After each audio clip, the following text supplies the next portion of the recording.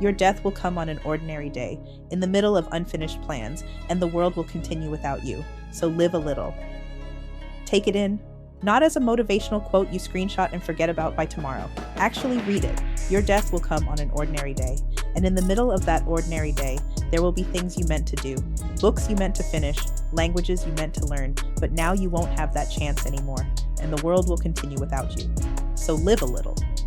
That line has been sitting with me because we talk a lot about living fully, living intentionally, living with purpose, and somehow in the middle of all that talking, most of us have quietly stopped doing these things because we aim for perfection, for results immediately. Here is a question nobody asks out loud. It's barely something we think of ourselves. Why are we adding stress to our hobbies? Think about that. A hobby is something you chose. Nobody assigned it to you, nobody is grading you, there is no deadline, no performance review, no consequences for doing it badly or slowly or incompletely. And yet, we start a habit and go into it with the mentality that we must see through it. If we don't, we'll be deemed a failure. We constantly make excuses and try to convince ourselves that we will continue the next day, maybe next week, maybe in another day or two. In the end, we just give up altogether. Sound familiar? Here is what happened. Somewhere between childhood and now, we learned to attach outcomes to everything.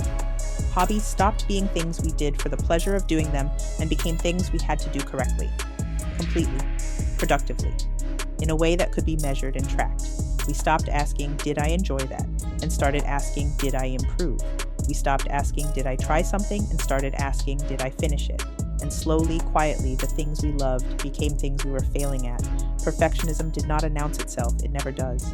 It just made the bar slightly higher each time, made the starting feel slightly heavier, made the gap between where you are and where you think you should be feel slightly wider, until one day you looked around and realized you had not picked up the guitar in a year, had not opened the language app in 6 months, had not read a full book since you cannot remember when.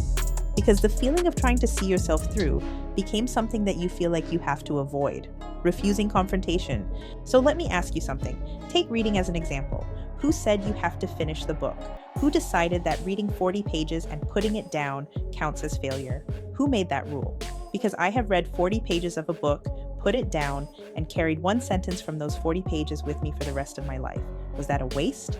Was that failure? It's fine if we decide that we don't like the book we're reading. Why should we have to make ourselves miserable reading something we don't like? Our main goal was to read in the first place. We never stated that we needed to finish reading the book. The type of book also doesn't matter. There is no rule that states that we must read a whole novel or self-help book. We could also read picture books, children's storybooks. Anything that will slowly build up and help improve our reading and speaking is something that we should be proud of, and there is nothing to be ashamed of. Because here is what actually happens when you read out loud, even badly, even slowly, even stumbling over words you should know by now. Your pronunciation sharpens, your enunciation improves, your vocabulary comes back to life in your mouth in a way that scrolling through content never, ever will. It does not matter what you are reading, it matters that you are reading it out loud, in your own voice. We have been so convinced that partial completion is worthless that we have abandoned entire parts of ourselves rather than do something imperfectly. And that is the real loss. The version of us that stopped reaching for things because starting without seeing the end in sight terrifies us so much for no reason whatsoever besides the expectations we forced upon ourselves. Incompletion is okay. Imperfection is more than welcome. None of what we begin as a goal has to be turned into something that is all or nothing. The end goal should just be the habit itself, just doing it. Measurement should not be used as a tool to define our success in completing the goal. Do not wait until you can do it right. Do not wait until you have the time to do it properly. Do not wait until Monday, until the new year, just because you feel like you messed up and keep finding excuses to avoid completing it.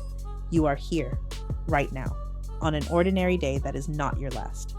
That is enough to begin and live imperfectly freely.